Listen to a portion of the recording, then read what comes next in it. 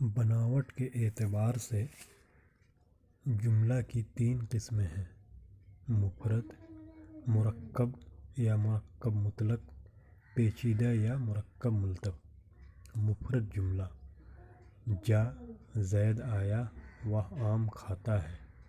جس جملہ میں ایک مسند الیہ اور ایک مسند ہو، یعنی ایک فاعل اور ایک فعل ہو، مفرد جملہ کہلاتا ہے۔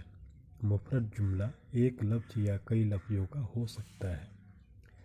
مرکب یا مرکب مطلق: جس جملہ میں 2 یا 2 سے زیادہ مفرد جملے معاون حروف عطف کے ذریعے طے ہوئے ہوں، الگ کر لینے پر ہر فقرہ اپنے آپ میں آزاد اور مفرد جملہ ہوتا ہے، اسے مرکب کہتے ہیں۔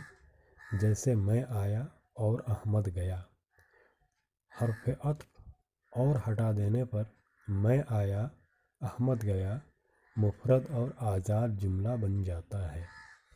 پیچیدہ یا مرکب ملتف: جس جملہ میں ایک سے زیادہ مفرد جملے ہوں اور ان میں ایک خاص فقرہ ہو اور باقی اس کے تابع فقرہ ہوں، اسے پیچیدہ یا مرکب ملتف جملہ کہتے ہیں۔